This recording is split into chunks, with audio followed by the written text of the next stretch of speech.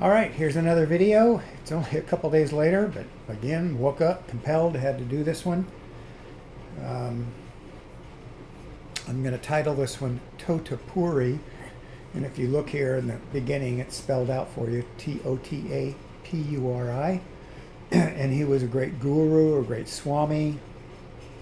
What terms you want to use for it, 1850 to 1880, something like that. I don't even know if they know when he passed. But he visited Lord Ramakrishna, Swami Guru Ramakrishna, Sri Ramakrishna, at the great temple of Dakshineshwar in India. And that's where this story comes about. But you can look up on Wikipedia, Google Tota Puri, and you can read about it if you want. I've only read about it to the degree that he comes out in these books. Let me just show these real quickly. This one I showed you yesterday or the day before, Ramakrishna and his disciples. Huge seller. I quoted that before, but he's also talked about, which these are very similar, and this one is the Gospel of Sri Ramakrishna. And they talk about Tota Puri. And if you think about it, it's interesting as to just the point of why or what's the importance of bringing him on. They talked about it for, I believe, in the Ramakrishna's Disciples, I think it's page 111. And it's a fascinating story. But just like so many of these videos I've done, it's something I read and read many times. And I knew there was something I was supposed to get out of it. But too ignorant, too unaware, too ego-driven, I'm sure that has to be it, that I just didn't get the full impact. And maybe I haven't even yet. But I can tell you that something recently, and it's just some of through the meditation and some experiences that I've had in life, that full realization of something happened. And that's all I'm really going to tell a story about. But I also just want to acknowledge, I'm just so thankful that these swamis, gurus, the gods from Lord Buddha, Lord Krishna, Lord Ramakrishna, just across the boards, Vivekananda, these people that I just absolutely love. And I'm just so thankful that these things were written down and chronicled so that we can gain some spiritual knowledge from their existence. I'm just beyond thankful. So again, let's just start on the Tota Puri story. I hope there's probably 10 or 15 pages where they talk about it, but what hit me, I'll tell, but I need to give a little background on it. So Tota Puri, as the story went, showed up at Dakshineshwar, and apparently he didn't fully know why he was even there. He showed up, consciousness in his mind, as it says on this on the screen there. He was very much a man of consciousness. He wasn't really a man of bhakti yoga, which would be love and worship of God. He was very much what would be called a man of knowledge, a man of consciousness. And he, at least if I read it correctly and recall it correctly, he almost belittled the bhakti path.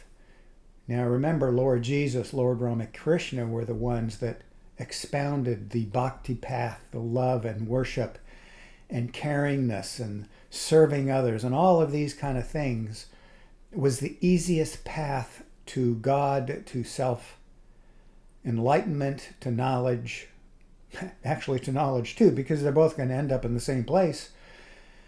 But Tota Puri, and I think in America, most people tend to gravitate initially to the path of knowledge, the path of consciousness. And a little story on that, I went to the Vedanta temple in Santa Barbara, California, and I was talking to the bookstore guy there, and he said it's funny because they had lots of images and books of Buddha. And he said, Jim, most people that he sees come in there are actually more believers of Buddha. Although he didn't say this specifically, he was saying that there's almost a reaction that that's almost an acceptable path. although I love Vedanta Hinduism, it's almost easier in California to mention Buddhism because I think a lot of people have misunderstandings on Vedanta Hinduism. But that's just personal comment. And I thought it was funny that he said that people came into that temple. It's a beautiful facility in Montecito, actually, California. And he said most people come in there and they comment on Buddhism. Maybe they all end up like Tota Puri in having this grand revelation that I'm going to describe here. So Tota ends up with meeting Ramakrishna and believing that he was in essence called to Dakshineswar, the great temple there in India, to teach and educate Ramakrishna in his spiritual enlightenment and development. And so there's a lot of story to that and how that occurred. But what was really interesting and what applied to me that I'm communicating here was that there was a point, I guess, near the end where a lot of the education of Ramakrishna had occurred, where Tota Puri became ill. And I think, if I remember correctly, it was dysentery, which is a huge problem in India, apparently, especially in the 1800s. We have to forget the medicine was very different in America, too, then. And he got very upset because the illness and the dysentery was making so he couldn't meditate as much as he wanted and as deeply. And so he finally decided, and this is a grand guru, a very highly spoken of guru and swami of India, and he just got upset and angry and decided, I just don't need this body anymore, it's just an impediment. And as the story went, Dakshineswar is on the Ganges River right there, and he walked out and he wanted to kill his body so he could just continue his path spiritually. And he walked out in the Ganges to drown, and he wasn't able to do it. Some speculation, I believe it said it in the book, was that he ended up on a sandbar only a couple feet down or something like that, but he walked nearly across the Ganges, a very, very large river, and kind of was in shock. I mean, I can't even kill myself. I can't even But Ramakrishna kind of got a hoot out of this and laughed a little bit. And, there's a quote that Tota Puri then had this, as it said, a dazzling sense of enlightenment. I mean, here's this grand guru who then had another dazzling sense of enlightenment. And he understood the power of Maya. And Maya is like the physical universe. It's the physical side, the universe. Yeah. And then the quote was that he realized that Mother, God, is indeed omnipotent. They use that word mother a lot, especially Ramakrishna, in describing God. And he said, Mother is indeed omnipotent. Until she wills it, the body is not even able to die. I thought that was really fascinating coming from this grand guru. And he said his heart was overcome with love for the Divine Mother. Now, when I read that, I thought it was fascinating. At the time, this is interesting, this balance between bhakti yoga and the love of God, which when I first read this, I wasn't quite getting or understanding its value, ease, purpose, the joy of it.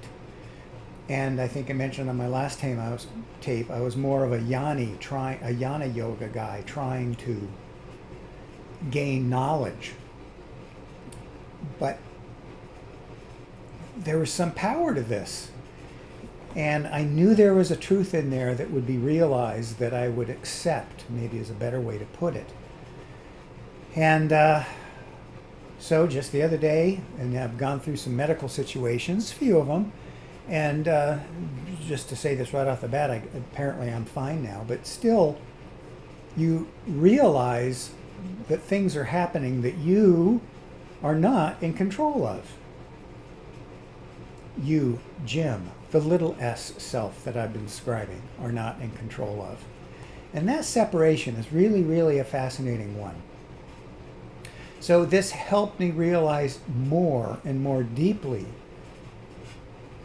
my arrogance, in essence, thinking that I was in control, and more realizing as I had these health issues, this is kind of funny, but how much I was identifying with my body, how much I was attached with my body, even though I thought I no longer was. I had an incident many, many years ago where some people say they did it with drugs, well, I did it in a form of meditation, and I really thought I was free. But just recently realizing, as Ramakrishna once said, it can go a lot deeper. And this was kind of an interesting situation because I realized that I was embarrassed by my health issues, and it hit me like a brick. How can I be embarrassed unless I'm identifying with my body? I mean, if it's just my body, and if I fully realized who I really was, I shouldn't have any embarrassment at all. And I thought that was kind of interesting. So all of this kind of came about, and it started to reflect back on the great Tota Puri and the lesson that Ramakrishna was teaching. So it kind of gets back to the power of humility, the power of letting go. And there's something else I want to say on that, but back to the Tota Puri story, just so I can end off on that. Tota Puri, when he originally ended up in the great temple in India with Ramakrishna, he thought his purpose was to teach Ramakrishna. But he realized at the end that he had a double purpose, which was to achieve that great enlightenment, the understanding of the power of the Divine Mother, of God, of whatever you want to call that, consciousness. Ultimately, do we become one with that? That's something I don't know. But I just thought that communication was really something, and it's something that I am so thankful for. And I want to relate a few little stories on that too. And that is that in my life, and there's several incidents, several experiences that in meditation have percolated, and I always wonder, why did these things come up? And they were actually quite often positives.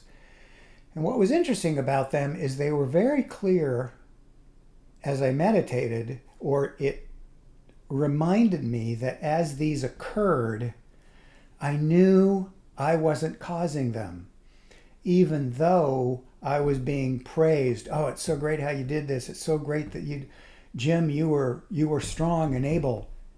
No, I'm sorry. I didn't do that. I'll bet everybody has a ton of these experiences. And I'm just going to tell you a silly one right off the bat, and it has to do with sports. But this was the first one that came up when I was meditating. This was a few years ago, but I'll never forget it. And it was an experience in college, and I was playing water polo. And the day before, I was so drunk, I was throwing up all over everything. And when I showed up that morning, I don't even know why I showed up to play, but we were playing USC in water polo, and they were like number 2 in the nation. And I hid on the end of the bench, not expecting to play. I was just a little freshman. And all of a sudden, the coach was calling my name. And I tried to hide behind a bunch of people because I actually thought I was going to throw up on him. And he just kept yelling until I went in. Now, you have to fully get this, the funniness of this. I scored a big pile of goals. And, oh, yeah, Jimmy, you're great. And it was in the newspaper and all this. And I'm telling you, I had nothing to do with it. And to illustrate that was a part of it, which was we're in the middle of the pool, and this big, hulking guy was supposed to guard me. And I was this little bitty guy.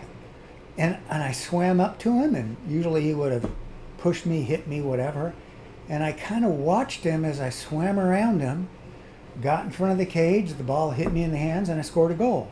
And I remember turning around, partially thinking I was going to throw up, and partially going, what in the world just happened? I didn't do that. So I actually thought it at the time, but amidst all the cheering and all these things. Anyway, that happened 4 times. And I got out of the pool, and, Jim, that was great. And But it was funny because I couldn't accept any of it. I didn't do it.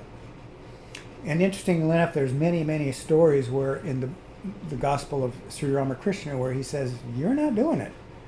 You know, please understand who's really, or what it really is it caused, Divine Mother, God, consciousness, however you want to put it. But that was a perfect example, and I've had a few in my life, more and more now, where it's almost like even having to do with these medical situations the last 2 or 3 years, I look at everything as what's the positive that's coming out of it. I can't even look at the negative. It's just, and it's interestingly enough, all these situations have guided me into a healthy environment that I've battled for 50 years. And again, I didn't do it. These things are just happening. And I recognize it as whether you want to say the higher power, a bigger consciousness. We aren't these things in life. We're a bigger, whatever you want to call it. And if you want to call it God, Divine Mother, it's all good. I've had a couple other situations in life that I can really reflect on. One very spiritual, one that my brother was involved with, where it's kind of interesting because he talked to some people who talked to some people who talked to some people that without even knowing it, I ended up having a huge impact on my family's life. And we ended up having to move. We ended up doing these various activities and changing our lives. And it wasn't until later on that I realized who had caused all of these things. I was again thanked for taking these actions, and I'm sorry, I was just a conduit. That's a good word. I've heard that said too. I was just a conduit. I was just going along with the game. And later on, I called my brother and I said, thank you, you saved my life. You absolutely saved my family's life. And y'all don't know my brother. He was a great man, the greatest of friends. And he just, what? He was just communicating. No, I'm sorry, there was something, as Tota Puri said, there was a higher power, there was something else going on. And sometimes, as I was meditating over the years, it became clearer and clearer, and now it just seems to be happening all the time. But that was the purpose of this video, is just that recognition. And I don't fear anymore what friends or somebody else might say, yeah, right, Jim. Who cares? Who cares? This is in my heart, dear to my heart. I know I talk to my sons about it. I've talked to my wife. We talk about it. We laugh. We go, absolutely. So I guess there was another interesting thing, and I can't remember. It was Swami Vivekananda, where I read it. Maybe it was in one of the books that I've talked about it. But it talked about how in meditation we develop or evolve our understanding of how self, little s self, the Jim self, does participate and relate, but how all of those things fit in together, and God, Divine Mother, consciousness, and I see it. I mean, I take credit, I guess, or I'll say that some things I do. But these big things, these big movements, these, as Tota Puri's story, boy, that wasn't little Jim. That wasn't this little guy. So I think that's pretty cool. I think it's, yeah. I guess I'll just leave it at that and say I'm just so thankful that these chapters, these paragraphs, that these things are communicated. And they knew exactly what was going on. They communicated these things, and knowing that when I read it, or when somebody read it, they might not get it. They're not ready. But it sits there. It sits there if it's important. And maybe this is not important to 90% of the population. That's fine. All I'm saying is this was something fabulous from the great works of Ramakrishna, Tota Puri, Vivekananda, all of them. And because of it, I ended up with this realization in life, and I'm just so thankful. So I'll end it with that. And I think that, oh, look at that, 20 minutes. Perfect. All right. Again, like all of them, I hope somebody benefits from it. Thank you.